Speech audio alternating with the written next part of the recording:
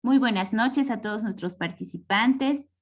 A nombre del Colegio Médico Departamental de La Paz y la Sociedad Paceña de Pediatría, junto a Droguería Inti para sus líneas Nutrilon 4, Bimin, Siéntete Bien, les damos la bienvenida a esta nueva charla del Curso Internacional de Actualización Médica y Educación Médica Continua en Pediatría. En esta oportunidad, en el módulo de Oncología Pediátrica con el tema retinoblastoma. Los voy a dejar de la mano de la doctora Viviana Cornejo, quien va a ser la moderadora de esta noche. Doctora Viviana, adelante, por favor.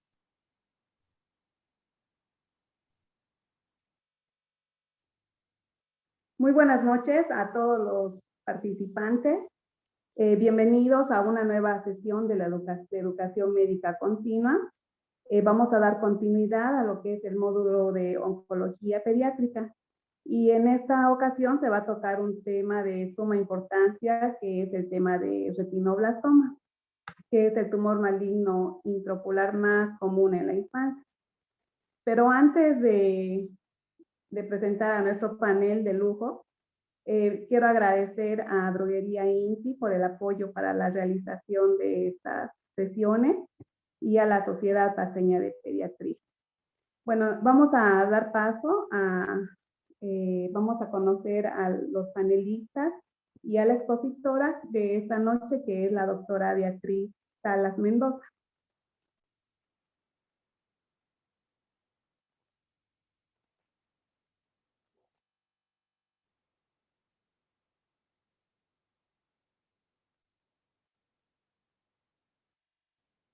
Bueno, esta noche nos acompaña como expositora la doctora Beatriz Salas Mendoza.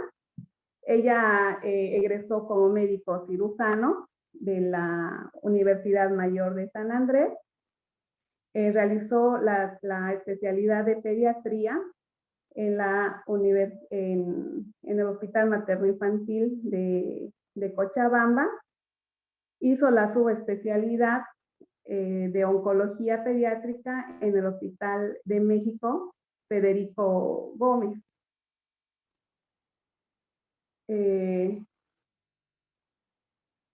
Tiene una formación, un diplomado en educación superior, y en la actividad profesional que ella realiza, ella es fundadora del pabellón de oncología pediátrica del Hospital del Niño Manuel Asensio Villarroel de Cochabamba.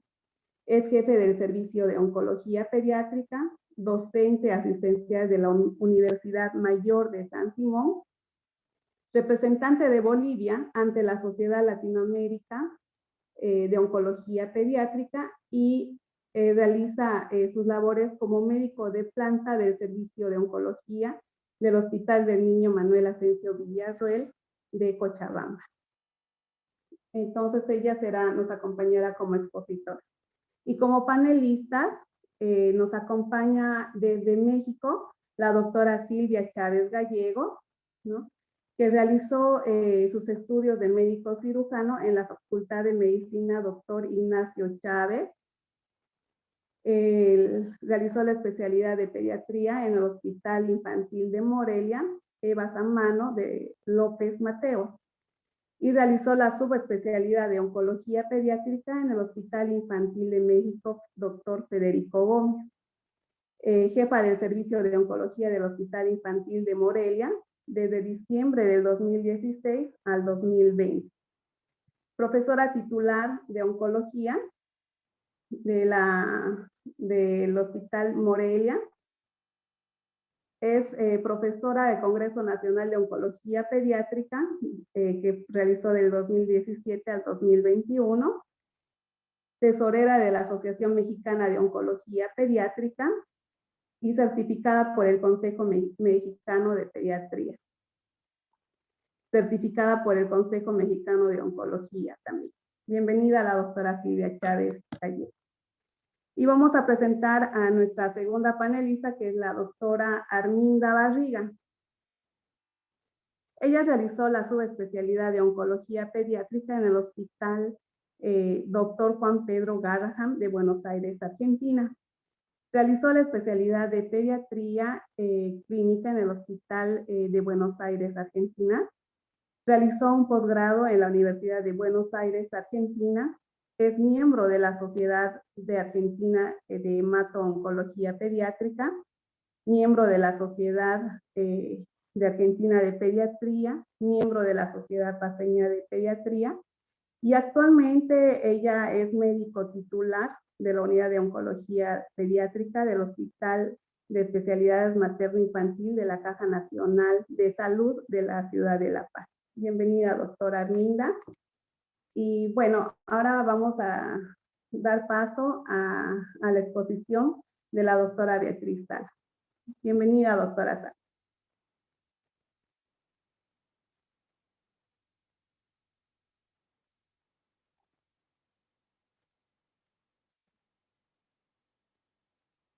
Puede compartir la pantalla, doctora Sala.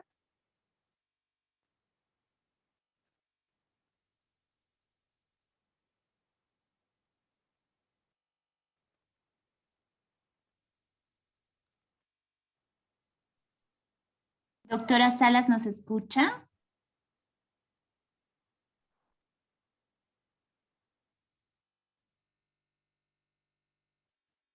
Creo que estamos con algunos problemas en el audio de la doctora Salas. Si la podemos volver a llamar, doctora Viviana, por favor. No, estoy aquí. Bienvenida, doctora. Muchas gracias. En primer lugar, quiero agradecer a Droguería Inti por el auspicio de esta motivación de la actualización en oncología pediátrica. Quiero agradecer también a la Sociedad Paceña de Pediatría, mi cuna mater.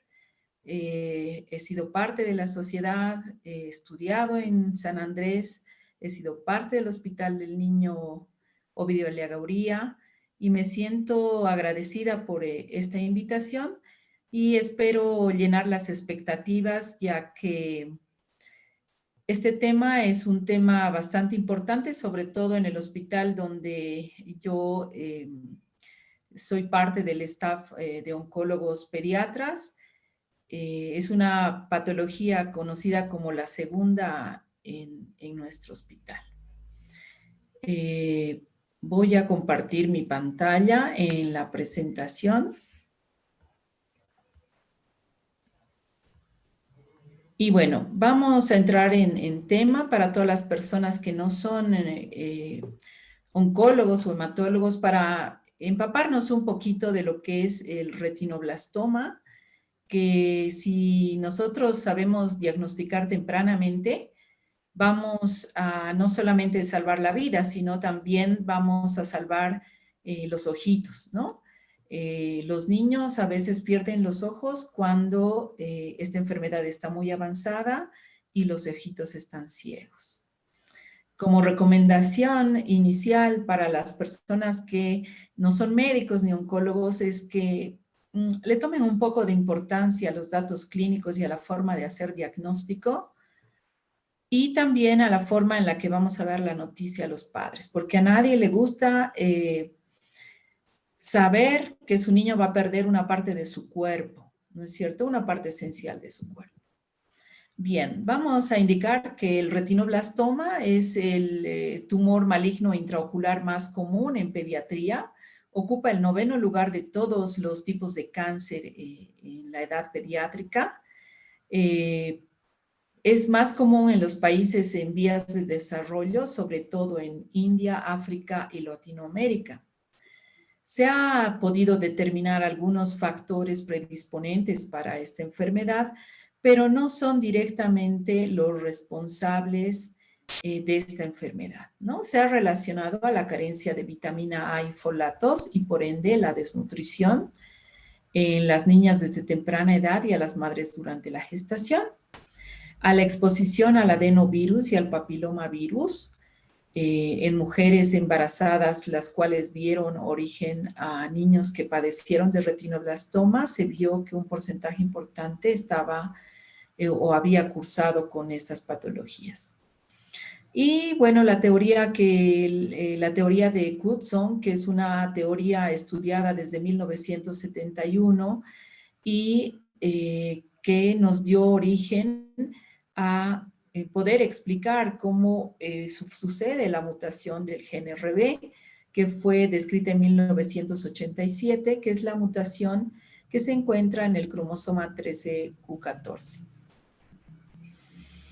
Quiero mostrarles esta fotografía. Es un estudio que hemos realizado nosotros como parte conformante del convenio global con St. Jude, hospitales como el Hospital Oncológico del Oriente y también parte del Hospital del Niño con la descripción de los casos de retinoblastoma y nuestro Hospital del Niño Manuel Asensio Villarroel en Cochabamba. Hemos participado de este estudio que ha sido publicado en la revista JAMA el 2020, en la cual podemos observar que en todo el mundo hay niños diagnosticados con retinoblastoma en diferentes estadios. Y como lo dije en la introducción, son África, Latinoamérica e India los países más afectados. Aquí es un mapa mundial donde podemos ver la cantidad de pacientes reportados con retinoblastoma. Los países que están pintados con un color guindo o rojo oscuro, si así lo quieren llamar, es donde se han reportado más de 100 pacientes con retinoblastoma. Pero no es que estos países tengan mucho más niños, asumo, sino que nosotros tenemos una debilidad como Latinoamérica y también como país. Como Bolivia, nosotros nos hemos percatado de que tenemos falta de estadística oficial que nos pueda indicar cuántos casos tenemos de retinoblastoma. ¿Por qué les hago esta rememoranza? Porque si ven, Bolivia está pintada con amarillo, es decir, que reportamos menos de 10 pacientes por cada millón de niños nacidos vivos. Pero esto no es porque no tengamos la enfermedad. En mi hospital el retinoblastoma está tomado como la segunda patología y los niños vienen con la enfermedad muy avanzada. Entonces, esto nos tiene que llamar a la reflexión de que nosotros debemos hacer un diagnóstico temprano y que debemos reportar todo niño oncológico que sea diagnosticado. Bien, vamos a repasar también un poquito en relación a la patología y qué es lo que sucede con las células de la retina, con las células progenitoras de la retina, las cuales inicialmente pueden ya tener la mutación RB o durante el transcurso de la formación o maduración celular de las células de la retina, pueden sufrir esta transformación, ¿no? Se va a ver alterada la apoptosis, que está controlada por el P53, por el NMIC, y sabemos toda la evolución de cualquier tipo de célula que va a dar origen a una célula madura, y vamos a tener la formación del retinoma o retinoblastoma. Si hablamos de un reporte de patología, que para mí es algo muy importante porque al final nos va a definir el pronóstico del paciente y el manejo que vamos a hacer. Muchas veces las células patognomónicas del retinoblastoma son las rosetas de Flexner y Winster-Tainer y las de Homer-Wright. Y otra cosa importante cuando nos reportan un ojito enucleado son los patrones de crecimiento y la infiltración a diferentes capas del ojo y también la infiltración a la retina. Si hablamos del patrón de crecimiento, vamos a ver que existen dos tipos de crecimiento en el retinoblastoma. El crecimiento centrípeto, que va a romper las capas internas de la retina y va a llegar al vitrio. Es decir, que vamos a ver que el ojito puede crecer en tamaño, pero no se va a extender hacia la parte externa.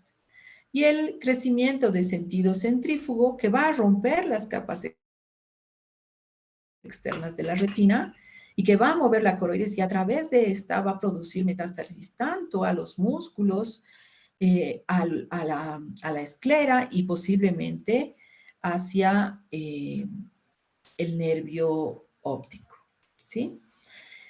¿Por qué es importante que nosotros sepamos esto? Porque la clínica se va a presentar de acuerdo al crecimiento que tenga el ojito, ¿no? También podemos decir que el retinoblastoma se clasifica en dos tipos, ¿no? El esporádico, es decir, es un niño que enferma con retinoblastoma, es decir, que va a tener cáncer en el ojito, pero nadie en la familia previamente ha presentado este tipo de patología. ¿Qué quiere decir esto? Que es un evento casual, es decir, nunca ha habido antecedente en la familia.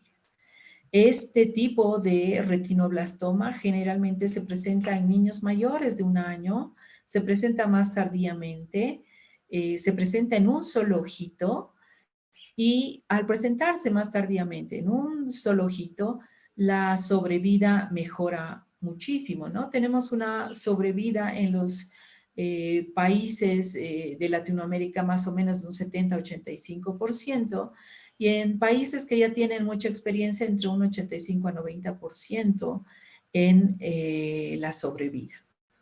Pero cuando el retinoblastoma se presenta tempranamente, es decir, en niños de 2, 3, 4, 5 meses, generalmente este retinoblastoma es bilateral y existe el antecedente de que alguien en la familia ya tuvo el retinoblastoma.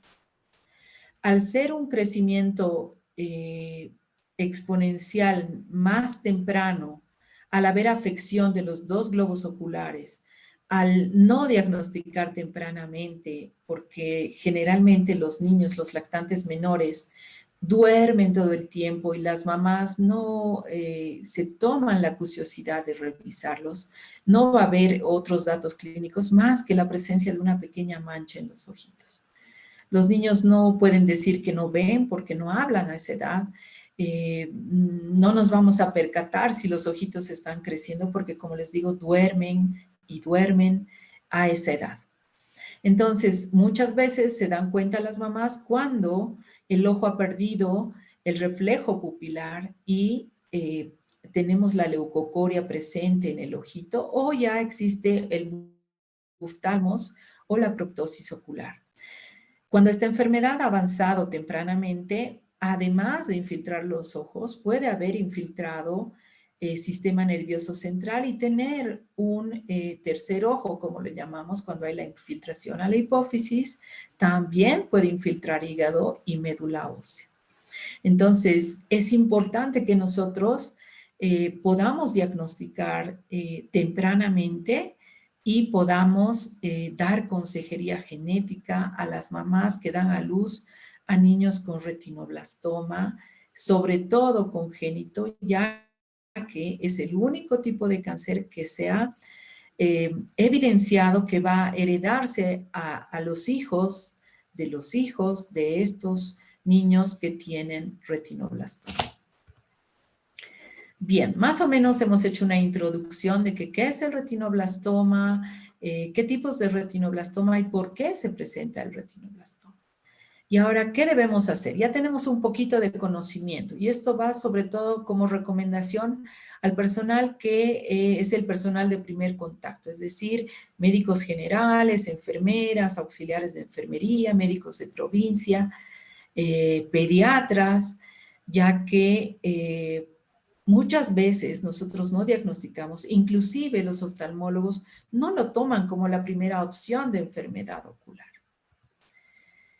Bien, entonces, ¿cuándo nosotros debemos sospechar del retinoblastoma ya en niños, ya sean pequeños o sean grandes? Cuando tengamos leucocoria. ¿Qué es la leucocoria? Es la pérdida del reflejo pupilar que va a estar, si quieren, suplantado por la presencia de la dilatación de la pupila y la presencia de masas tumorales en la retina, ¿no? Que va al ocupar la retina y la uvea, el ojo queda dilatado porque no hay ese estímulo de luz y oscuridad para que la pupila se retraiga. Entonces la pupila queda dilatada y lo que vamos a evidenciar es la presencia de una mancha blanca, ¿no? Que puede ser unilateral o puede ser bilateral. Si Ustedes se dan cuenta, este es un niño más grande y este es un bebecito más pequeño, ¿no? Y es la leucocoria bilateral que se presenta en el retinoblastoma en los niños más chiquitos, que generalmente es un retinoblastoma hereditario. Cuando los niños van creciendo, se convierten en lactantes mayores, nosotros vamos a percatarnos de que pueden presentar estrabismo, ¿sí? Es decir, que uno de los ojitos se desvíe, ya sea hacia el ángulo interno o hacia el ángulo externo. Y esto no va a ser nada más que la expresión de la retina, es decir, del nervio óptico que va a mandar la señal hacia el quiasma óptico, y como no hay una buena señal, el cerebro muy inteligentemente va a querer anular ese ojito, ¿no? Va a querer que ese ojo ya no mande una mala señal de visión. Entonces, deja que los músculos funcionen y ese ojito se desvía, ¿no? Entonces, el estrabismo debe llamarnos la atención, sabemos la edad hasta la cual puede presentarse el estrabismo, y no dejemos que un niño tenga estrabismo sin haberse revisado con un oftalmólogo, porque posiblemente no es solamente una alteración muscular, no es la inmadurez de la función muscular, posiblemente puede ser un retinoblastoma que se está expresando con la falta de visión, que luego se va a expresar con la leucocoria. Luego podemos tener la inflamación ocular, es decir, que un niño se queje de tener ojo rojo y no evaluemos que haya una infección, es decir, no va a tener lagañas, no va a tener otro dato más que la inflamación de la esclera y el cambio de color de la pupila, y posiblemente tengamos la infiltración de la retina y posteriormente va a empezar la leucocoria. El glaucoma, que es el aumento de la presión en el ojo, que va a hacer que este ojito aumente de tamaño y lo veamos proptótico, e inclusive veamos que hay como si hubiese infiltración de las partes blandas del ojito, ¿no? Muchas veces no le damos importancia, pensamos que es cualquier otro tipo de tumor o alteración oftalmológica y no le damos importancia. Tenemos que hacer diagnósticos diferenciales. Cuando nosotros vemos en la consulta médica de médico general o de pediatra y el niño o la mamá lo trae porque ha visto una lucecita, cuando le estaba dando el pecho con una incidencia oblicua de la luz, la mamá le ha visto una manchita, pero tú al examen físico no le ves la manchita, créele a la mamá y deriva a ese niño para que vaya al oftalmólogo y le haga una revisión bajo sedación. Este acto no le va a hacer daño al niño, pero puede salvarle la vida, ¿sí? Lo mismo, si le dice, viene con estrabismo, no le digamos, sí, señora, va a madurar sus músculos, es porque los músculos no están maduros. Estemos seguros, perdón, de que este ojito no se está quedando ciego, y esa es la razón del estrabismo. Si tenemos ojo rojo persistente, yo recuerdo... vi por primera vez cuando llegué a un niño en un seguro privado y la paciente fue a la consulta desde que tenía 1 año y medio por ojo rojo. Y el ojito le molestaba muchísimo, la niña ya iba al prekinder y tuvo dificultades para el aprendizaje. La niña se quejaba de que no veía. Y bueno, el oftalmólogo le dio gotitas, le dio lentecitos, etcétera. Y un día la niña llegó convulsionando a la emergencia. No había ningún antecedente, el ojo no tenía leucocoria, solamente había el ojo rojo. Cuando le hicimos la tomografía había un tumor en la hipófisis y que venía desde el quiasma óptico, es decir, era un retinoblastoma que tenía un crecimiento hacia la parte interna y no hacia la parte externa, ¿sí?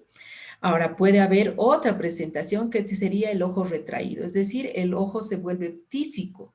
El ojo, por alteración de las capas de la córnea, del ojito, va a tener menos irrigación y este ojito se va a quedar más pequeño, ¿no? Cualquier alteración que nosotros veamos en los ojitos en edad pediátrica, debemos evaluarlo y referirlo al oftalmólogo para que le haga una revisión bajo sedación y que no nos olvide, que no se nos olvide de poner un diagnóstico, aunque quieran, con 20 interrogantes, pero pueden ponerle retinoblastoma. ¿Para qué?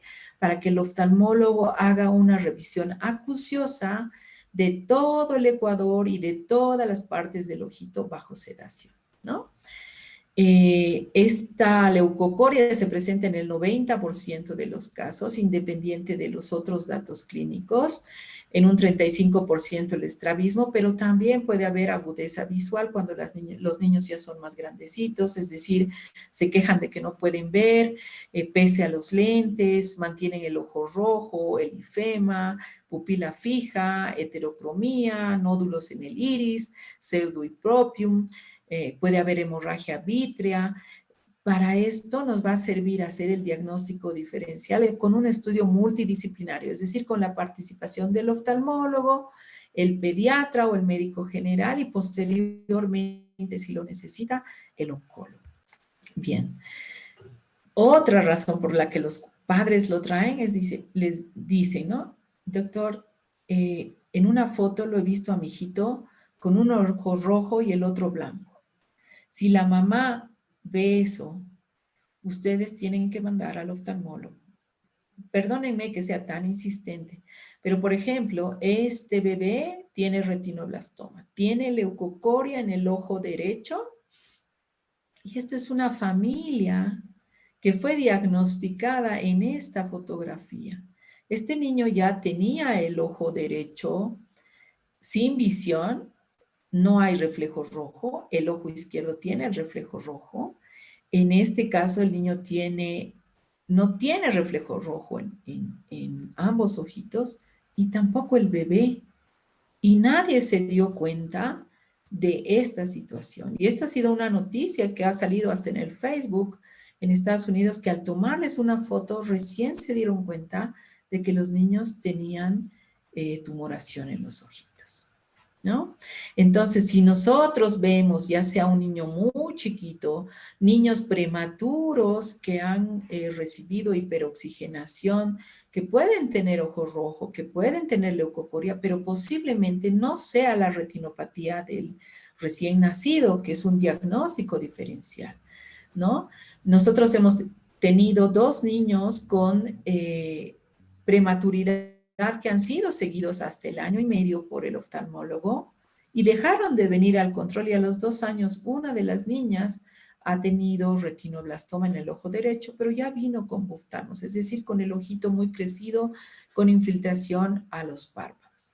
Entonces, cuando nosotros veamos leucocoria, es decir, que no haya el reflejo rojo y que esté suplantado por una mancha blanca, debemos hacer la visualización bajo sedación con el oftalmólogo, ¿no? Tenemos que tener la sospecha clínica. No solamente en los recién nacidos, también hemos tenido niños, nuestro paciente más grande con retinoblastoma tiene 9 años.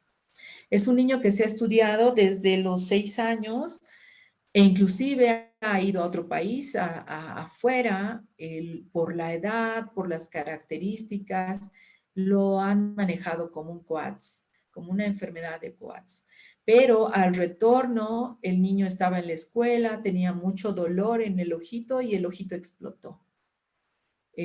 Al tener la explosión del ojito, lo llevaron a un médico particular porque estábamos en plena cuarentena y el médico limpia el ojito, inteligentemente lo manda al patólogo y el patólogo le dice, es retinoblastoma. Entonces, el oftalmólogo tuvo que entrar a hacer un second look y a limpiar todo el párpado porque este niño ya tenía infiltración hacia los músculos del ojito, porque ha sido muchos años que el niño se ha quejado de dolor, de aumento de volumen en el ojito, ha sido estudiado hasta en países que tienen muchísima experiencia en el manejo de retinoblastoma, pero que no se nos escape los datos clínicos de un retinoblastoma y los diagnósticos diferenciales que debemos tener con estos niños, ¿no? Y como les decía, el diagnóstico del reflejo rojo, que todos podríamos hacerlo en la consulta pediátrica, en la consulta médica, que es un estudio que no necesitas dinero, que no necesitas una intervención con mucha cercanía al niño. Voy a permitirme presentar unas diapositivas que el doctor Marco Ramírez, quien ha sido mi maestro formador en retinoblastoma en el Hospital Infantil de México, me ha facilitado. Yo he quedado enamorada de esta presentación y le pedí por favor que me la pase para que yo la haga conocer en mi país. Les hablo de hace 11 años y bueno, le agradezco porque el maestro sigue presentando estas diapositivas. Bueno, el diagnóstico del reflejo rojo es el reflejo como ustedes lo están viendo. ¿Cómo debemos hacer? ¿Qué es el reflejo rojo? No es nada más que observar el brillo que producen las retinas de ambos ojos, que debe ser simétrico en ambas pupilas, que no deben haber manchas, que no deben haber muescas, ni ningún otro tipo de imágenes que nosotros debemos apreciar como estamos viendo este reflejo pupilar. ¿Qué necesitamos nosotros? ¿Cómo podemos hacer el reflejo pupilar en nuestros consultorios, en la consulta externa? Para hacer este estudio necesitamos un oftalmoscopio. Si no podemos hacerlo con una simple linterna ni con un otoscopio. Necesitamos un oftalmoscopio que de preferencia sea un oftalmoscopio Welch porque tiene una iluminación mejor y la apertura del foco es mejor en comparación a otros oftalmoscopios. ¿Qué debemos utilizar? Debemos utilizar el aro más grande con la apertura más grande y debemos iluminar toda la cara de nuestro paciente, no el ojo que queremos ver. Cuando nosotros nos acercamos mucho a un paciente chiquito, como en este ejemplo, el niño va a cerrar los ojitos, pero si nosotros lo sentamos en la falda de la madre, lo tenemos calmadito en compañía de la mamá, nos acomodamos a 1 metro, lo sentamos, vamos a tener el reflejo de ojos de muñeca, el niño va a abrir los ojitos y nosotros vamos a poder observar el reflejo rojo. Para hacer este examen necesitamos colocar al niño al nivel del examinador. ¿Qué quiere decir? Que nosotros debemos estar a la misma altura, no podemos tener al niño más abajo ni más arriba de nosotros para dar una buena iluminación. Debemos ponerlo, si es muy chiquito, en las faldas de la mamá para que no llore y mantenga los ojos cerrados. Necesitamos que esté calmado y que pueda abrir los ojitos. Y utilizamos la luz más tenue que podamos tener en el consultorio. ¿Qué vamos a hacer? Vamos a colocar el oftalmoscopio en 0 dioptrías y vamos a utilizar el círculo de apertura más grande para llenar la cara del paciente. Si ustedes evidencian en esta fotito, vamos a ver que este niño tiene una leucocoria en el ojo izquierdo, ¿no? Y vamos a bajar a la mitad la intensidad de la luz para que podamos hacer un juego de reflexión. Esto es lo que no debemos hacer. Nuestro compañero Juan Pablo, que también se ha formado en nuestro hospital, ha sido parte de estas diapositivas hechas por el doctor Marco, y esta niña no está a la altura del observador, ni estamos utilizando un oftalmoscopio adecuado. La forma adecuada es que el examinador esté a la altura del paciente, a 1 metro del paciente, que le ilumine toda la carita, y si ustedes logran ver, esta niña tiene una leucocoria en el ojo izquierdo. Estamos utilizando un oftalmoscopio Welch, estamos utilizando 0 dioptrías, pero estamos iluminando la carita del bebé o de la niña y vamos a lograr hacer el diagnóstico. ¿Cómo debe ser el reflejo rojo normal? Debe ser simétrico, debe ser brillante, no manchas, no sombras, ni ninguna otro tipo de alteración. porque existen enfermedades potencialmente peligrosas para la visión, ¿no? Como la anisometropía, los errores refractarios altos, las cataratas congénitas, alteraciones de los medios refractarios, desprendimiento de retina, enfermedad de Quast, etcétera. Pero todas esas no arriesgan la vida del paciente, pero el retinoblastoma es potencialmente mortal si nosotros no lo diagnosticamos tempranamente. Cuando la enfermedad está avanzada, es decir, tenemos un ojo muy crecido o infiltración al sistema nervioso central o a otros órganos, es muy tarde, posiblemente no podamos hacer nada. Más si es un niño pequeñito, porque ni siquiera vamos a poderle dar radioterapia. Porque sabemos que nosotros no damos radioterapia a niños muy pequeñitos, todavía no tenemos esa experiencia en el país. ¿Cuándo debemos hacer el reflejo rojo? Durante los primeros 2 meses, ya que podemos prevenir la ceguera por catarata congénita, pero vamos a diagnosticar hasta los 6 meses todas las alteraciones oftalmológicas, incluyendo los retinoblastomas, que hemos dicho que mientras más pequeño sea el bebé, vamos a tener retinoblastomas congénitos que van a ser bilateral, que van a tener crecimiento rápido y que van a disminuir la sobrevida. Entonces, si nosotros hacemos el control de niño sano después del nacimiento, cada mes durante los 6 meses, posiblemente podamos hacer el diagnóstico precoz del retinoblastoma. En países cercanos como Chile y el Brasil existen campañas, y también en México, existen campañas de diagnóstico precoz, ¿no? Donde ponen a los niños, hacen los perfiles de los superhéroes y los ponen a los niños y les sacan fotografías para utilizar el flash e inclusive el celular y poder diagnosticar la mayor parte de retinoblastomas tempranamente. Cuando la leucocoria, o es decir, los tumores son pequeños, tienen una dioptría o menor de 10 tumores en el ojito, la posibilidad de curación o de salvamento de ese ojo es grande. Pero cuando el ojo ya está ciego, tenemos que nuclear ese ojo. Cuando el ojo, además de estar ciego, ha mandado metástasis a otros órganos, sobre todo al sistema nervioso central, es demasiado tarde y la morbilidad va a ser muy alta.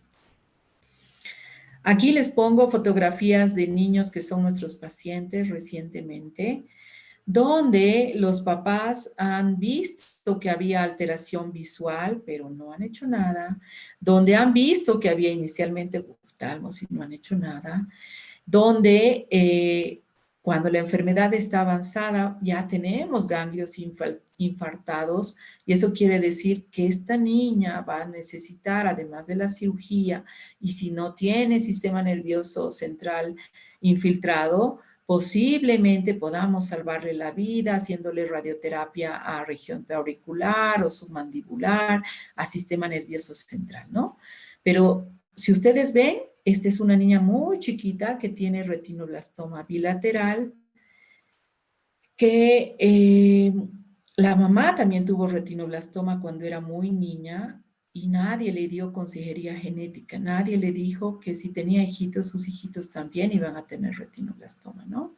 La mamá tiene ceguera bilateral por retinoblastoma y lastimosamente su niña también tiene retinoblastoma bilateral. Tenemos a este otro niño que lo han manejado como ojo rojo. Este niño tiene buftalmos. Esta es la consulta inicial que hizo, pero cuando le dijeron que tenía un tumor en su ojo, que había que quitarle el ojito, la mamá no volvió. Vienen del campo. Entonces la mamá se tardó 1 año en venir y el niño vino con proptosis, con infiltración a tejidos blandos, tiene infiltración a ganglios preauriculares, submandibulares y tiene real septomeningio en la resonancia, pero no tiene un tumor como tal en sistema nervioso central. Entonces el pronóstico de este niño aún es incierto porque no sabemos cómo va a responder al tratamiento, cómo va a salir su patología, si tiene mutación del NMIC, si tiene anaplasia, si tiene infiltración al nervio óptico, aún no lo sabemos. En la resonancia no muestra infiltración del nervio óptico hasta el quiasma. Pero esta niña se ganó la flor porque, bueno, si ustedes ven, este es su ojo protruido. Esta niña tiene infiltración al sistema nervioso central. Ha llegado en estas condiciones, tuvimos que entrar de emergencia a quirófano sin haberle dado quimioterapia, que no es lo indicado porque el tratamiento, cuando ya tenemos ojitos como este, cuando tenemos infiltración a partes blandas, es dar primero quimioterapia, disminuir el tumor y después recién hacer cirugía. Pero esta niña, si ven, el ojito estaba sangrando, la niña se desangró casi 2 días y por esa razón la trajeron.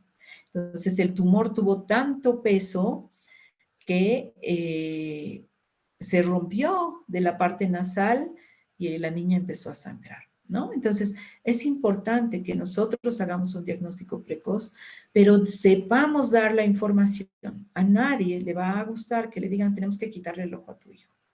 Tenemos que decirle que existe la posibilidad de que tenga un tumor en su ojito, que necesitamos hacerle estudios, que vamos a ver la posibilidad de salvar el ojo, de que vamos a intentar y decirle, bueno, mire, su niño tiene un ojo que no podemos salvar, pero si no le operamos, ese tumor va a crecer y va a ir al sistema nervioso central y posiblemente su hijo se muera.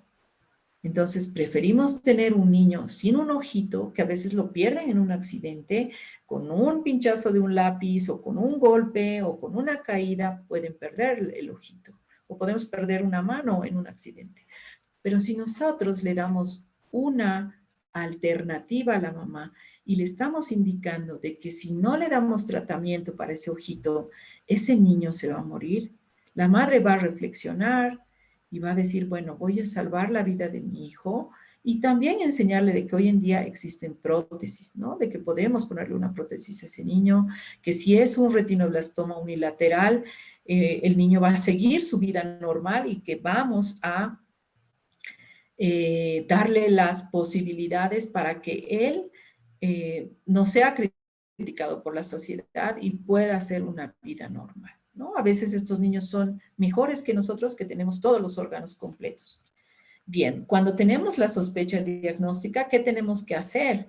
Tenemos que ver el tamaño de tumor, si vamos a poder hacer tratamiento local, si el ojo está ciego, decirle, bueno, señora, el ojo está ciego, no hay ductalmos o nada, la primera opción es operarle a su hijito para que ese tumor no siga avanzando, ¿no?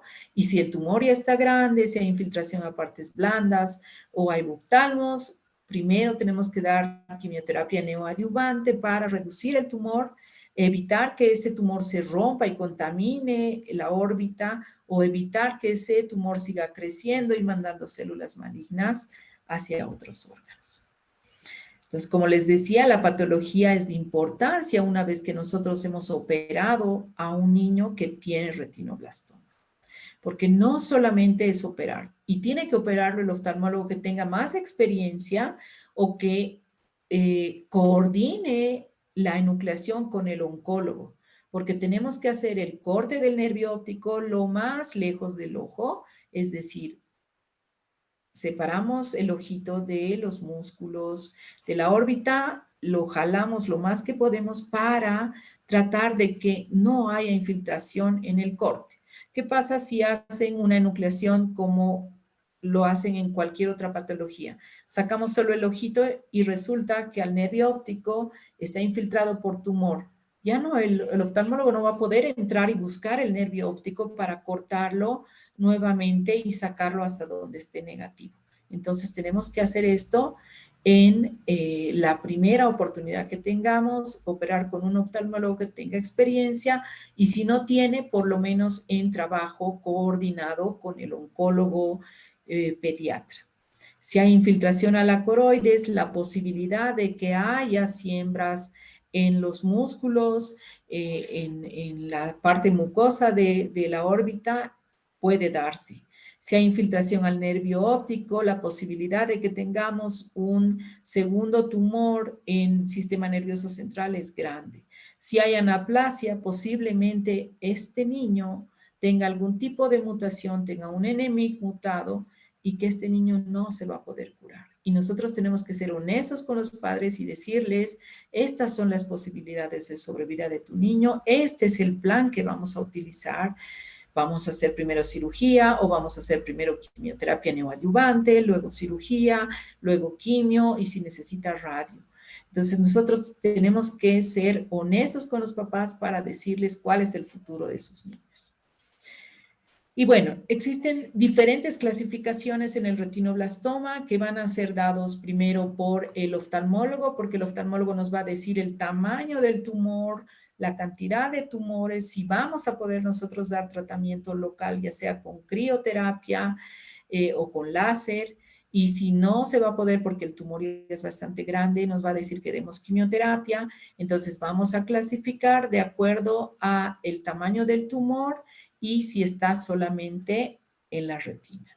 Existe otro tipo de clasificaciones que lo damos clínicamente y podemos evidenciar, ¿no? Cuando el niño tiene solamente el tumor en el ojito, cuando el niño tiene la infiltración en la órbita, cuando el niño tiene una masa como esta otra niña, que ya el tumor está fuera de la órbita y por ende este tumor ya va a estar posiblemente el sistema nervioso central. ¿Qué vamos a hacer? Vamos a pedir, si tenemos las posibilidades, hacerle una resonancia de cráneo que nos va a poder permitir ver si hay o no hay infiltración del sistema nervioso central por este tumor y nos va a permitir hacer una cirugía planeada para ver si el nervio óptico hasta dónde vamos a intentar cortarlo, si es que no tiene infiltración en nervio óptico hasta el quiasma, vamos a tratar de hacer la mejor cirugía. Si tiene infiltración al quiasma, vamos a darle primero quimioterapia, luego operarlo y luego radioterapia, ¿no?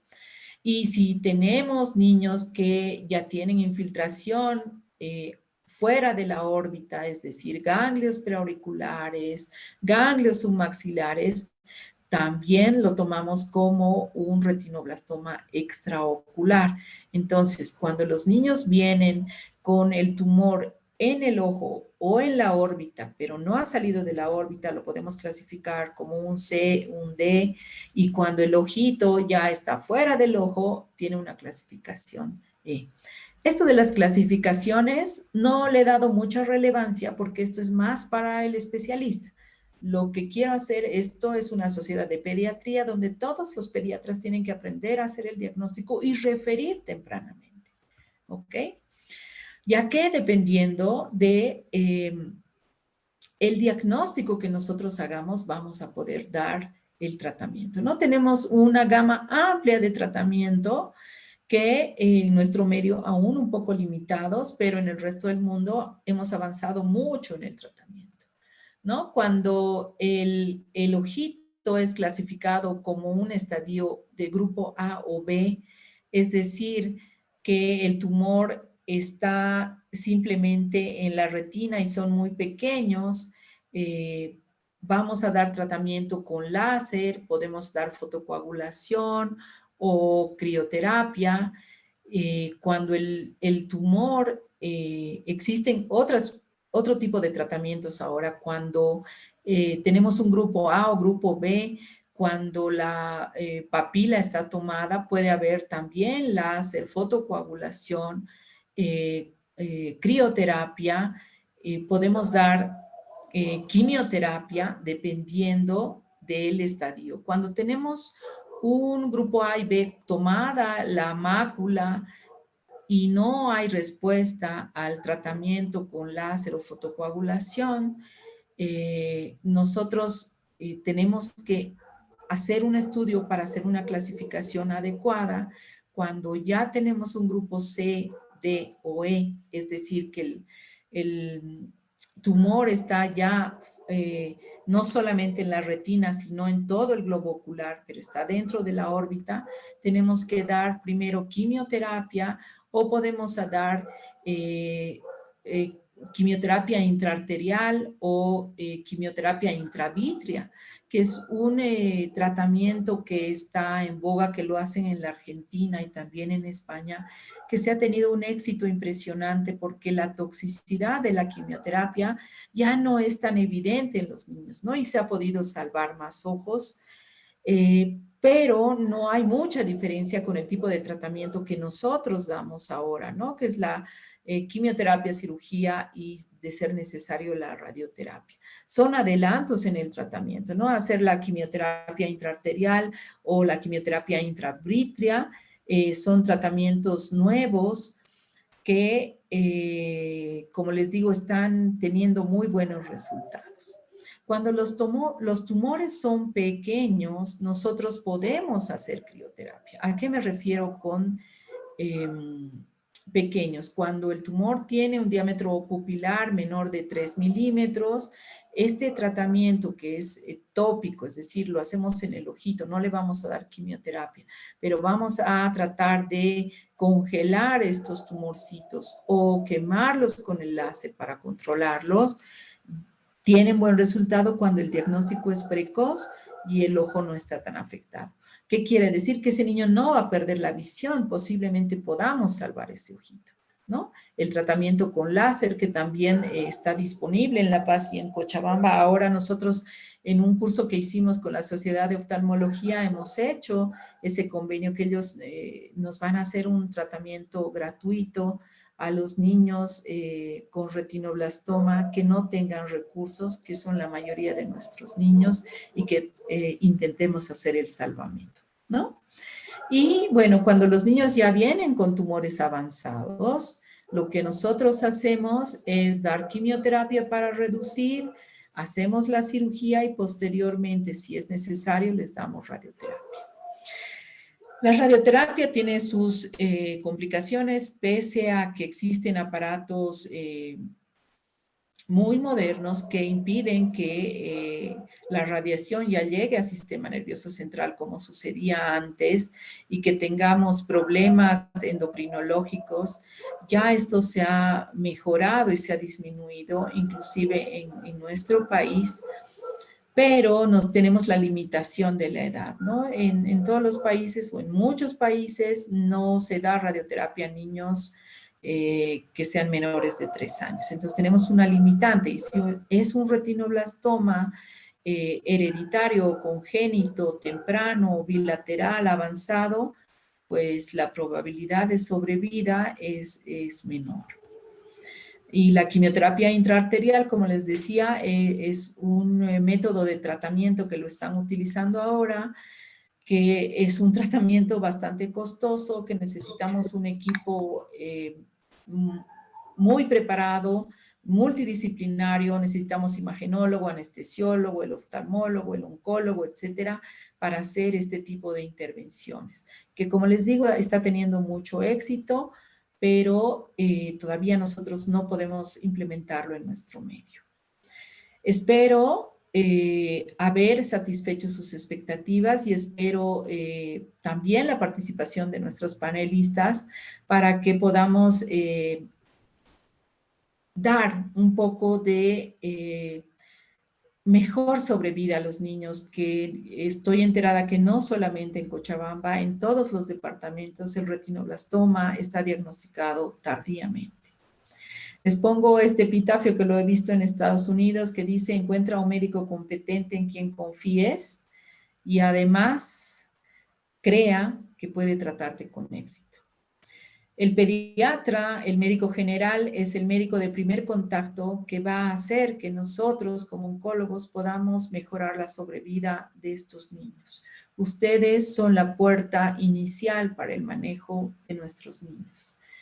Muchas gracias.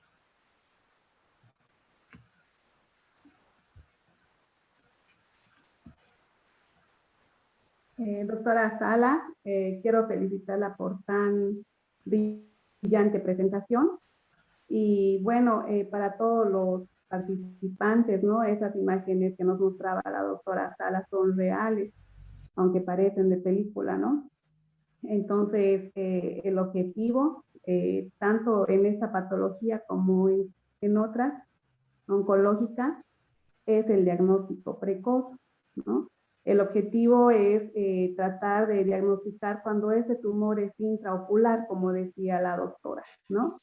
Pero en donde yo me formé en el Hospital del Niño de la ciudad de La Paz, si no es el 90% de los niños también llegan en estadios muy avanzados, ¿no? Entonces es de vital importancia un diagnóstico precoz, como dijo la doctora, tanto por el médico general, por los médicos en formación, por los pediatras que hacen los controles rutinarios a estos niños, ¿no?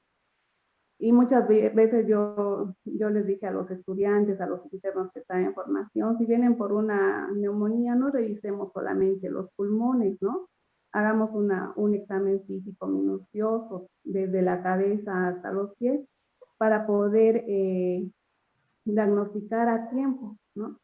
Como muy bien dijo la doctora Salas, el objetivo en el tratamiento oncológico de los pacientes con retinoblastoma es salvar la vida, pero también otro objetivo muy importante es el salvataje de la visión, ¿no? Es decir, que el niño pueda rescatar ese ojo afectado. Y solamente se consigue eso con diagnósticos tempranos, ¿no? Muchas gracias, doctora Salas. Brillante presentación, muy clara.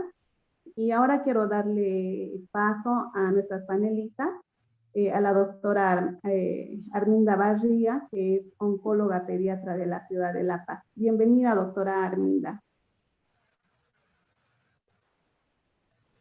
Buenas noches. Buenas noches, doctora. Buenas noches. ¿Cómo están? Buenas noches.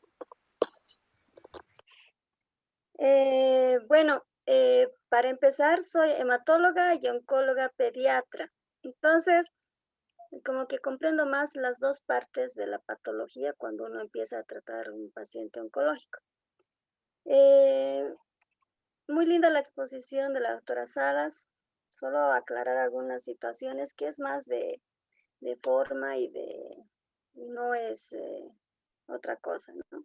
En cuanto a la incidencia que hablaba Beatriz Salas, la doctora Beatriz, es muy distinta. La incidencia del retinoblastoma difiere mucho de acuerdo a en qué país uno está. En los países en desarrollo como el nuestro, la incidencia se ve con más frecuencia, es mucho más frecuente que en otros países. Se ha hecho estudios que han demostrado esto. Tenemos mayor incidencia y la mortalidad también es mayor por esta patología, lo cual no ocurre en los países como Europa, por ejemplo, que tienen incidencias más bajas, como por debajo del 40-35%, y la sobrevida es por encima del 95%. En los nuestros no ocurre así, en Latinoamérica no ocurre así, salvo algunos países que salen de la regla, como Argentina, que tiene sobrevidas del 90% con retinoblastoma. Entonces, esto también hay que tomar en cuenta siempre como país en vías de desarrollo, o nos toman en cuenta y la incidencia es mayor. En cuanto a las manifestaciones clínicas, la característica principal es, como ya dijo Beatriz Salas, la leucocoria.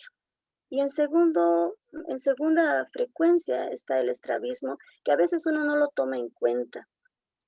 Uno espera ver la leucocoria, el aumento de volumen, la oftalmia o el ojo rojo, pero también está el estrabismo. En estudios que se han realizado, el estrabismo, como no se lo toma en cuenta, nos permite, si uno lo toma en cuenta, hacer el diagnóstico mucho más rápidamente, ¿no? Ver que si un niño tiene estrabismo, hay que pensar en esta patología para hacer el diagnóstico precoz. En cuanto a la genética de este tipo de tumor, el retinoblastoma ha sido el primer tumor que se ha estudiado en la historia de la oncología pediátrica, que ha dado origen a pensar que el cáncer tiene base genética. Entonces es una patología muy estudiada desde hace mucho tiempo, y ahora lo que se está tratando de hacer es ir ya a lo más finito en el tema de buscar la causa por lo que ocurre. El ERB1, sí, la alteración del ERB1, su supresión, pero actualmente se está yendo a buscar alteraciones que van buscando qué pasa con el enemic. El enemic es un oncogen que uno lo estudia mucho en otra patología que es el neuroblastoma, pero ahora se está viendo con mucho más interés en el origen del retinoblastoma. ¿Esto con qué fines? Con el fin de que luego se haga un tratamiento efectivo y que el niño ya no pierda el ojo o lo diagnostiquemos antes, lo tratemos antes y también se haga un tratamiento efectivo. Por eso esta parte de la genética y de saber qué pasa, qué mecanismo hace que se desencadene y que se origine el retinoblastoma y no un retinoma como podría ser, es muy importante, ¿no? Y una cosa nueva que se está empezando a buscar es el gen enemic en el retinoblastoma, que siempre se lo había estudiado en el neuroblastoma, ¿no? En cuanto al diagnóstico, el diagnóstico parece muy fácil, uno dice ojo con leucocoria y retinoblastoma, pero a veces ya en la práctica el diagnóstico se complica mucho. Ahí escuchaba hablar de un caso que lo tomaron como otra patología y que el ojo acabó estallando. Bueno, eso ocurre porque el diagnóstico no es tan sencillo como ver un ojo con leucocoria y el diagnóstico está dado. A veces se complica mucho y el personal, sobre todo oftalmología, tiene que estar muy capacitado para hacer el diagnóstico diferencial y darnos en definitiva el diagnóstico. Para el diagnóstico podemos pedir tomografía, que en general no se recomienda tomografía, sino la resonancia por la base genética que tiene este tipo de tumor. Lo que se está utilizando y los que utilizan más son los oftalmólogos, es la tomografía de coherencia óptica y la ecografía. El diagnóstico es fondo de ojo, como ya explicaba la doctora Salas, el procedimiento, cómo lo tiene que hacer, lo hace el oftalmólogo. Es bueno saber cómo se hace, pero lo hace el oftalmólogo y es la base del diagnóstico. En general, cuando uno diagnostica tumores, los distintos tipos de tumores que existen en oncología, tiene uno que basarse mucho en el informe de anatomía patológica, en la biopsia que uno vaya a hacer, pero en este tumor, en el retinoblastoma, no buscamos eso. El diagnóstico ya se hace previo a la anatomía patológica con el fondo de ojo. Es muy importante el fondo de ojo que nos da el diagnóstico y claro, apoyados en las imágenes, en la clínica, ¿no? En cuanto al tratamiento, para el tratamiento uno tiene que clasificar bien el tipo de retinoblastoma, el estadio del retinoblastoma. Muchos tipos de clasificaciones realizadas por oftalmología, clasificación de la patología a nivel intraocular, si se extiende a nivel extraocular, varias clasificaciones, pero debido a este número elevado de clasificaciones, al final uno a nivel internacional no se tiene un único tipo de tratamiento para el retinoblastoma. Y esto complica en el éxito del tratamiento porque este tumor no es tan frecuente como la leucemia y no se tiene un número elevado de pacientes que se puedan estudiar y hacer los ensayos para los distintos protocolos que uno pueda hacer. Entonces, en esa parte sí se nos complica el número de clasificaciones que se tiene a nivel internacional. Con este objetivo, los oncólogos y oftalmólogos pediatras han ofrecido otro sistema de clasificación que ya va dirigido al tratamiento y los clasifican en estadios del 1 al 4, el 1 cuando es intraocular y no sale del globo ocular y no necesita quimioterapia y no necesita enucleación. Y el estadio 4, que ya es el estadio más avanzado cuando compromete a nivel de médula y sistema nervioso y requiere hacer quimioterapia a altas dosis y trasplante de médula autólogo, ¿no? Para el tratamiento tenemos quimioterapia, que puede ser endovenosa, sistémica, pero primero la enucleación. La enucleación, como les decía, el retinoblastoma es el tumor más estudiado en la historia de la oncología Y el tratamiento inicial que se daba a ese tumor era la enucleación, la quirúrgica. Ese ha sido el tratamiento y se vio que tiene efectividad. Y sigue y continúa haciendo esto, es efectivo hasta ahora. Entonces siempre la enucleación, si tiene que hacerse, se la va a tener que hacer porque es el tratamiento inicial. Y la quimioterapia que acompaña, puede ser antes y después de la enucleación. La radioterapia no se la recomienda. Últimamente se está tratando de dejar la radioterapia por la base genética que tiene, y el trasplante de médula, de autóloga de médula, que se practica solo en las instituciones donde tienen capacidad para ello. En nuestro medio no tenemos, ¿no? Otro tipo de quimioterapia que se utiliza mucho y que tiene mucho éxito es la quimioterapia intraarterial, que tiene mucho éxito, se salva el ojo y se salva la vida. Y es muy, muy reconfortante para la familia, sobre todo, que ha tenido oportunidad de realizar esta quimioterapia intraarterial, que ni siquiera necesita que el paciente esté internado. Es una sesión, paciente va a en realidad la quimioterapia la administra el especialista en circulación intraocular, que hace la cateterización de la arteria y se administra la quimioterapia. Como oncólogo, lo único que se hace es administrar la dosis, indicar la dosis, la dilución del melfalán, carboplatino, que generalmente esas son las drogas que uno indica para la quimioterapia intraarterial. Y la sesión es corta, no se tiene que internar. Entonces, no es como una quimioterapia convencional que se tiene que internar un par de días a veces, y que luego tiene que verse los efectos colaterales de la quimioterapia administrada por vía sistémica. La intraarterial no tiene esos efectos colaterales, es muy bien tolerada, muy asimilada y aparte da muy buenos resultados. Uno puede ver un ojo con varias siembras y que después van desapareciendo. El seguimiento se hace siempre conjuntamente con el oftalmólogo que hace el fondo de ojo. Y lo que se hace para el seguimiento de este tratamiento de intraarterial es hacer dibujos seriados de los fondos de ojos que nos ayudan a ver que el efecto de la quimioterapia intraarterial está siendo bueno o malo, ¿no? He tenido pacientes que de inicio han hecho quimioterapia intraarterial, pero que después tenemos dos opciones en quimioterapia intraarterial. Nos va bien, el ojo se salva, la vida del paciente está muy bien, pero también está la parte mala, que la quimioterapia intraarterial no hace efecto, el tumor evoluciona, crece, hay que enucleamos, hacemos quimioterapia sistémica y a veces con muy mala suerte también con el transcurso de los años se ve la afectación del ojo contralateral y tenemos que sacar inclusive el ojo contralateral. Inclusive haciendo quimioterapia intraarterial de inicio, siendo el paciente seguido de cerca, porque tenía un paciente que tiene un retinoblastoma en ojo izquierdo, en el derecho tenemos que controlarlo, siempre está controlado. Pese a eso, el retinoblastoma no responde al tratamiento de la quimioterapia ni intraarterial ni sistémica, y a veces el paciente tiene que perder ambos ojos.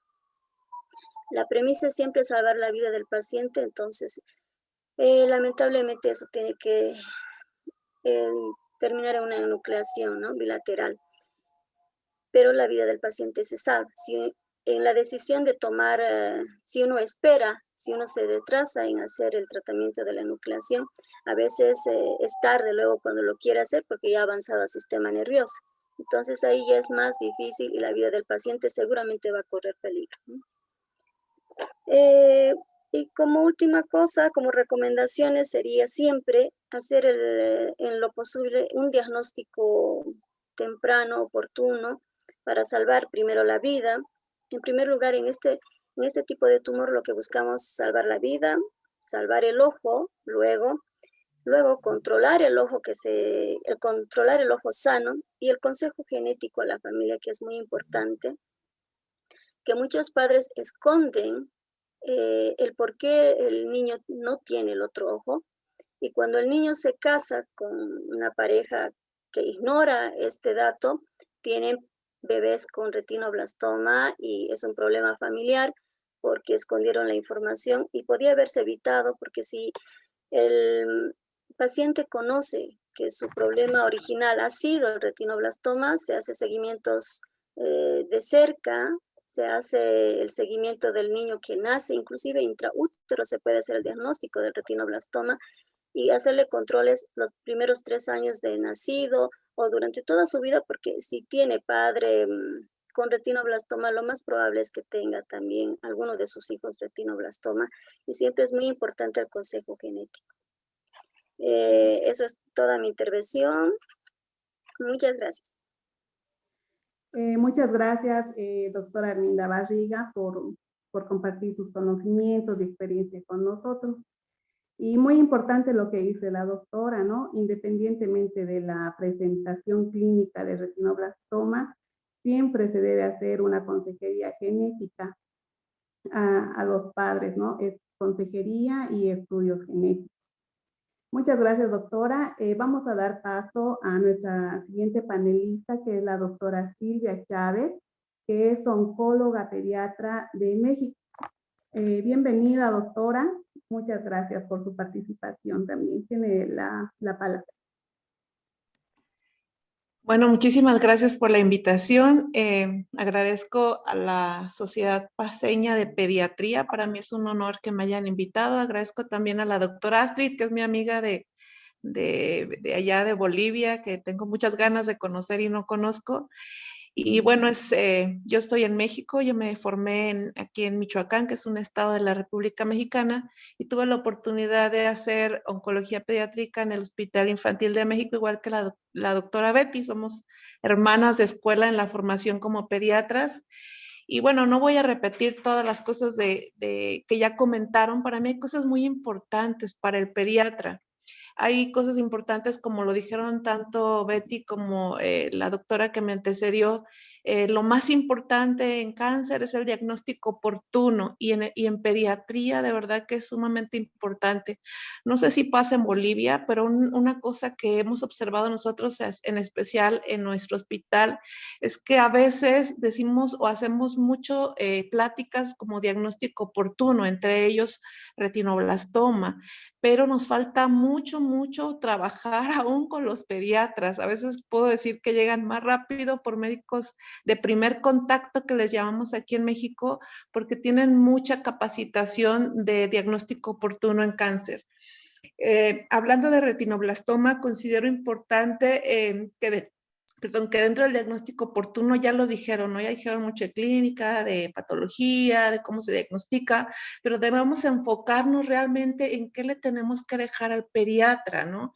Y entonces una recomendación que encontré dentro de los artículos que revisé, uno de ellos es la Guía de México, qué deberíamos hacer, y recomiendan enseñar, y que eso lo hizo muy padre, me gustó mucho cómo lo presentó la doctora Betty, enseñar no solamente al pediatra, que bueno, en este caso es el grupo que corresponde, sino recomiendan además de enseñar al médico familiar, no sé ya cómo se divida, si hay también médico familiar, al médico general, el que no tiene especialidad, e incluso se recomienda enseñar a la enfermera que a veces toma los signos vitales a explorar el reflejo rojo. Entonces, no es fácil, a pesar de que aquí la doctora lo hizo fácil en su explicación, pero lamentablemente no es fácil enseñarlo. Y como ella decía, a veces uno le pone la luz al niño pequeño y cierra los ojos. Y digo niño pequeño porque tenemos que aprender que el retinoblastoma se presenta en niños chiquitos, sobre todo menores de 5 años, en un promedio general de 2 años. Esto quiere decir, como ya lo han recomendado, que durante los primeros 2 años de vida debemos de explorar los ojitos de los niños, y a veces eso se nos pasa. Sabemos que como pediatras hacemos una exploración íntegra, ¿no?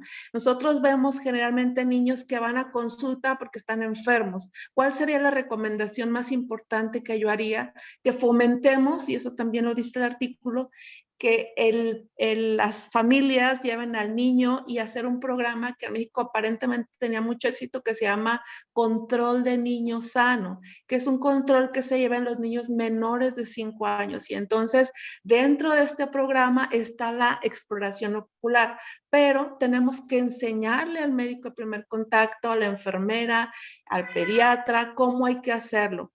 Una estadística importante en relación al diagnóstico del retinoblastoma es que el 50% de diagnósticos en niños lo hace el médico de primer contacto, otro porcentaje como el 30% lo hace el pediatra y muy poquitos llegan con el oncólogo pediatra de primera vez. Entonces, lamentablemente, esto tendríamos que fomentar campañas donde se haga masiva la educación de la exploración y llegue el paciente más rápido. Así como en Bolivia lo mencionaron, tenemos diagnósticos tardíos. Están impresionantes las fotos que presentó la doctora Betty, pero también nosotros más o menos tenemos ese diagnóstico tardío.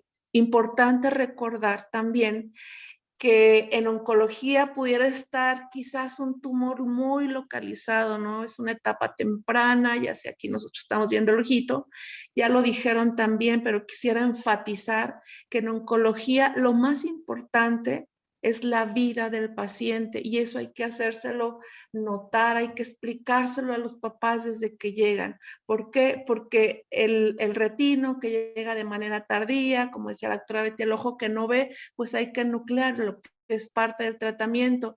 Y en Latinoamérica, esta situación conlleva que ya llegó tarde, pero al decirle que le vamos a quitar un órgano vital, abandonan el tratamiento. Entonces, es otra cosa que tenemos que luchar. Encontré un artículo justamente del 2020 de México que dice cuáles son los retos en México en retinoblastoma. Y creo que no solamente en México, porque hablan de otros países como Argentina, que le va muy bien, tiene un diagnóstico muy oportuno, pero otros como el nuestro, como el de ustedes, que realmente me llamó la atención un artículo que revisé de Bolivia, justamente del hospital que mencionaba la doctora Betty, que lo tienen como segundo lugar de incidencia solamente después de leucemias.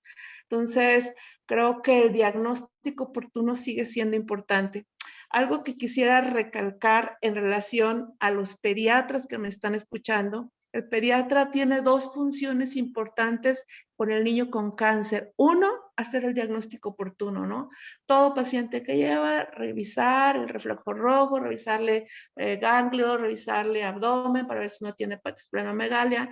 Eso indica, eso es parte del pediatra, es parte de lo que nos va a ayudar para el diagnóstico oportuno. Y la segunda parte que quisiera enfatizar del pediatra es que finalmente los pacientes que están curados, quizás se trataron en La Paz, se trataron en Cochabamba, nosotros les damos un seguimiento y el seguimiento se llama, al terminar el tratamiento, se llama vigilancia. Y entonces la vigilancia consiste en que el niño requiere regresar con el oncólogo para evitar o para supervisar que no haya una recaída. Pero ¿por qué entra aquí el pediatra o qué importancia tendría el pediatra en ese niño que ya terminó tratamiento? Quizás pasan algunos años, está bien. Acuérdense que son niños chiquitos, menores de 5 años, y el pediatra vemos niños hasta los 18. Entonces, seguramente ese niño que se curó de retinoblastoma va a regresar con su pediatra, que a lo mejor lo diagnosticó de manera oportuna, se apega a él, ya no va con el oncólogo. ¿Qué importancia tiene esto? En la plática escuchamos que reciben quimioterapia. La quimioterapia no es selectiva, no va nada más sobre las células del tumor. Entonces, a largo plazo podemos tener algunas secuelas. En la quimioterapia tenemos secuelas inmediatas, que es la náusea y el vómito, secuelas agudas, donde se bajan las defensas, se les cae el pelo, pero también secuelas a largo plazo que a veces ya no nos toca supervisar al oncólogo. Entonces sí quise enfatizar en esto porque son niños chiquitos que van a seguir yendo al pediatra y algunas de las secuelas que tenemos que vigilar por el tipo de tratamiento que usamos uno de ellos es el carboplatino. Entonces el carboplatino, una complicación crónica puede ser falta de audición. Entonces, yo ya sé que tuvo retinoblastoma, ya sé que me dijo la mamá que recibió quimioterapia y escuché que dentro de la quimioterapia está el carboplatino que puede afectar la audición. Entonces, tengo que hacer potenciales evocados, tengo que estar supervisando cómo escucha el niño. El niño con retinoblastoma también recibe topócido, entonces a largo plazo pudiera, que es muy poco frecuente, ocasionar una leucemia secundaria, entonces se recomienda al niño incluso estarle tomando biometrías hemáticas a largo plazo, ¿no? Sería una recomendación y ver que no haya cambios y recibe además vincristina, y que son los medicamentos que mencionaron y que son los más comunes, y una secuela que tendría yo que estar viendo es la neuropatía periférica, ¿no? Hay que estar supervisando, también podemos hacer potenciales evocados. Entonces, como pediatra tenemos dos funciones importantes. Uno, el diagnóstico oportuno, lo manda a un hospital donde se trata el niño. Quizás el oncólogo lo va a ver muy de cerca después del tratamiento 5 años, y después quien lo tendría que seguir y ver las complicaciones, pues es el pediatra. Existen en Estados Unidos clínicas que se les llama clínicas de supervivientes, ¿no? Y esta función de estas clínicas es precisamente evaluar estos efectos a largo plazo, que ya está a cargo de médicos generales o médicos familiares e incluso también enfermeras. Y al oncólogo, la función que tienen esas clínicas es valorar recaídas, ¿no? Pero el resto de las complicaciones por haber recibido tratamiento de retinoblastoma, pues es el pediatra. ¿Tenía aquí alguna otra observación? Bueno, principalmente es eso, para no repetir, creo que son las cosas que no habíamos tomado en cuenta y donde sí se involucra directamente al pediatra, ¿no? Que es el diagnóstico oportuno y después el seguimiento. En este artículo donde nos ponen como retos en México que hay que hacer, indican algunas cosas que quizás tenemos todos los países latinoamericanos.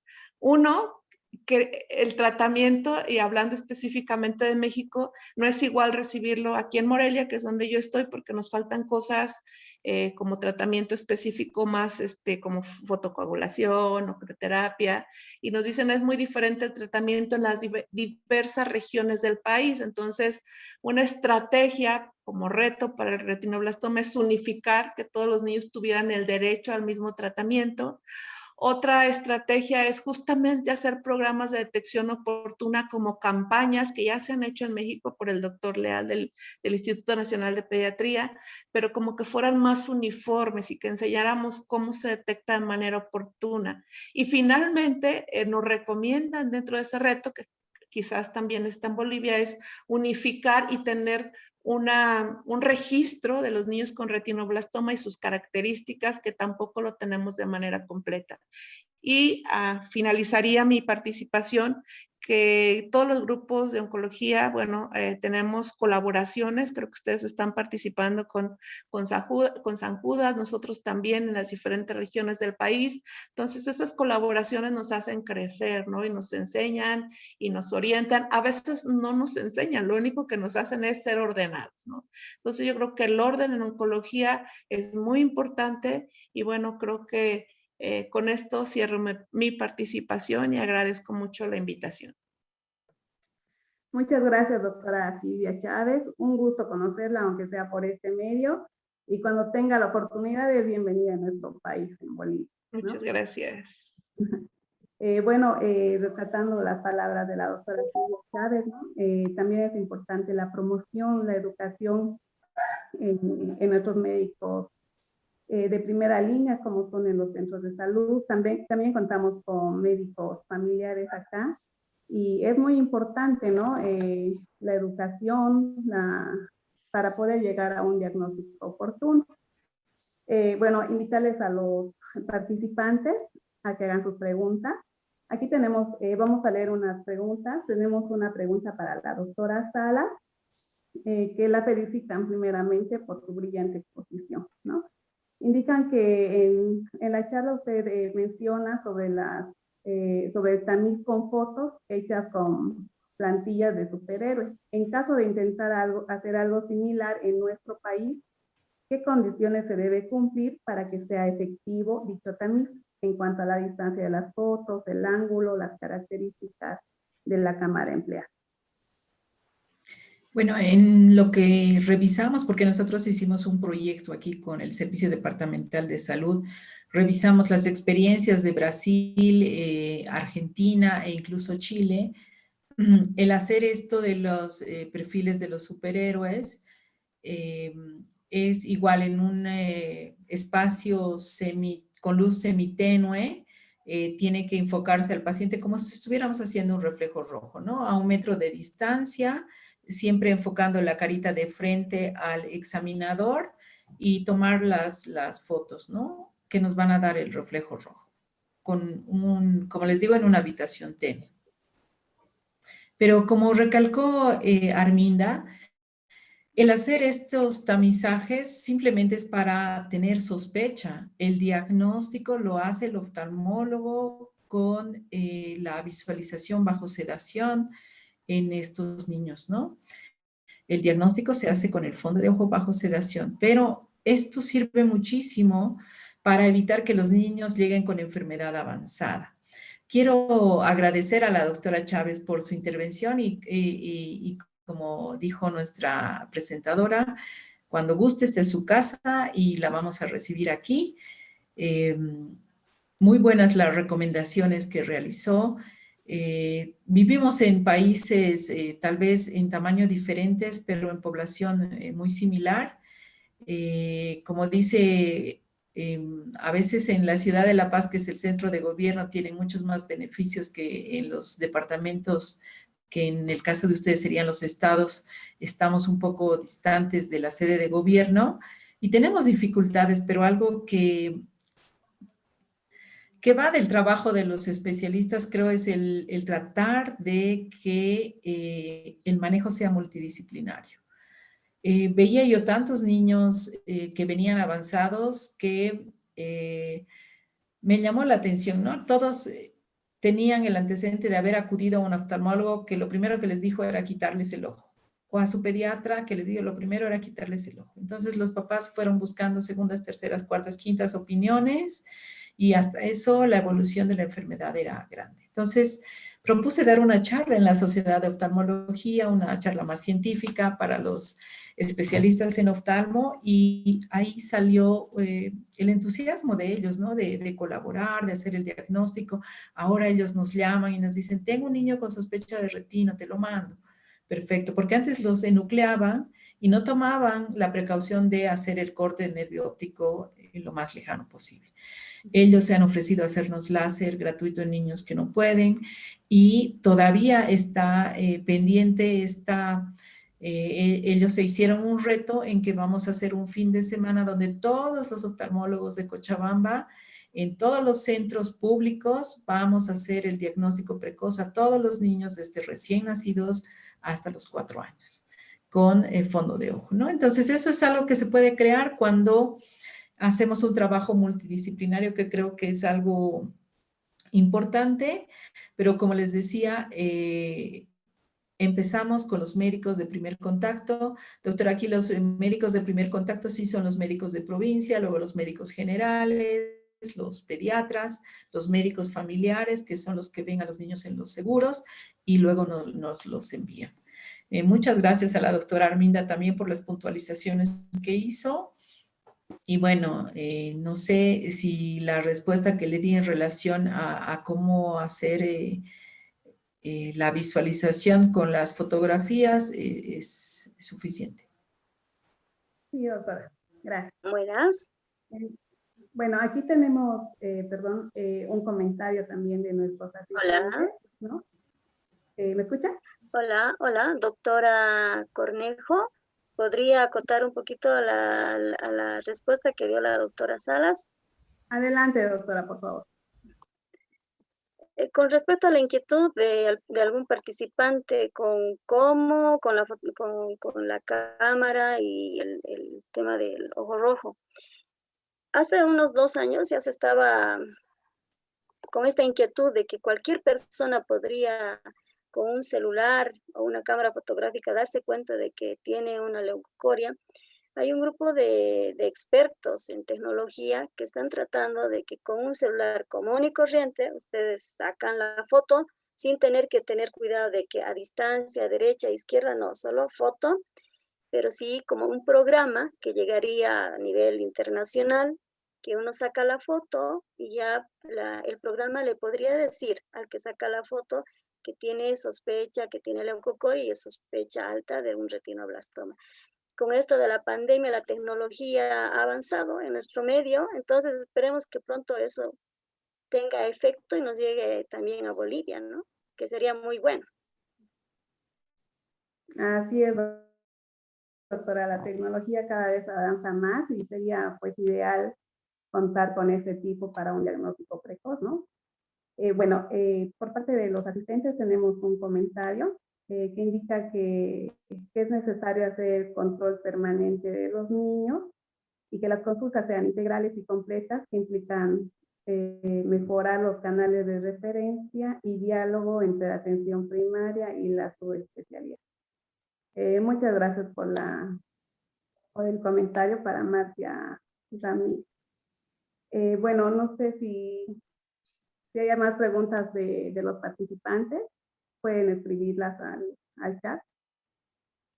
Doctora, me pasó, por ahí comentó la doctora Astrid, en relación, yo hablé de que recibían los niños cetopósido y había que buscar en una cantidad muy pequeña una posibilidad de una segunda neoplasia que pudiera ser leucemia. Pero también ella menciona que otra secuela o una segunda neoplasia en estos niños, pues se ha observado el osteosarcoma, ¿no?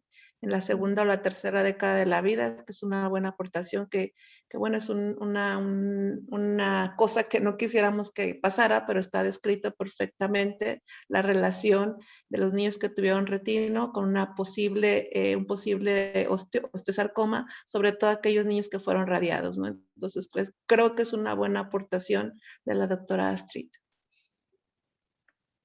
Así es, muchos de nuestros pacientes con retinoblastoma, los sobrevivientes, como muy bien dijo la doctora, pueden tener secuelas tanto por la quimioterapia recibida, por la radioterapia, pero también pueden desarrollar segundos tumores, ¿no? Y como bien decía la doctora Astrid Riveros, uno de estos puede ser la presentación de osteosarcoma.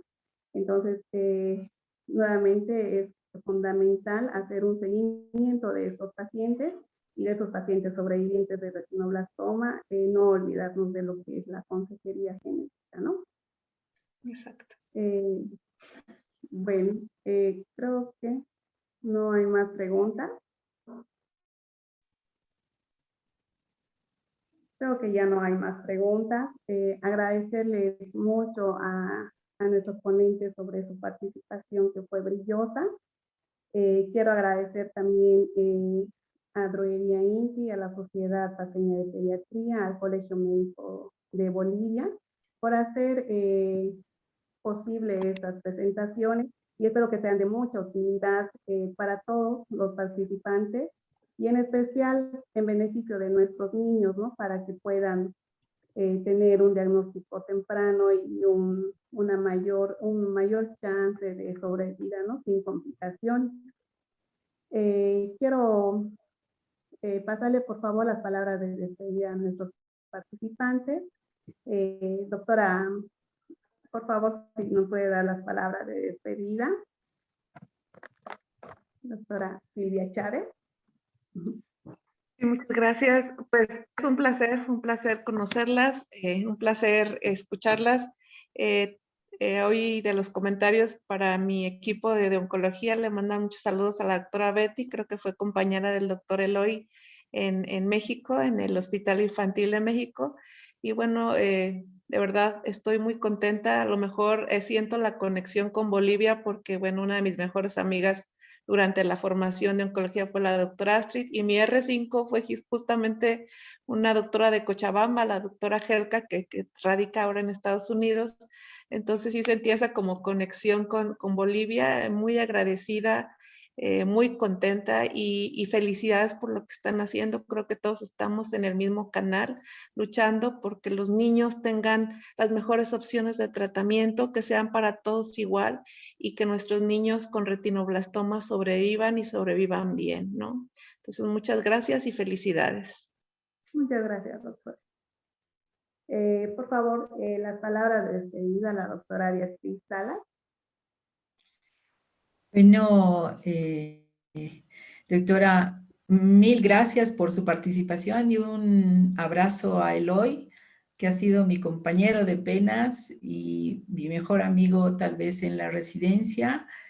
Un gusto saber de él y bueno, también mucha nostalgia del hospital infantil, que en su momento todos sentimos como que, ay, nos están matando, pero todo lo que aprendí y todo lo que llevo en mi corazón y en mi cerebro de todas las personas que han sido mis maestros y mis compañeros, es algo que nunca, nunca lo voy a olvidar y lo agradezco porque me ha enseñado a ser mejor, a luchar por nuestros niños, pase lo que pase, y siempre, como dijo usted, tratar de que tengan la mejor vida, la mejor posibilidad, que pese a estar enfermos, vivan felices.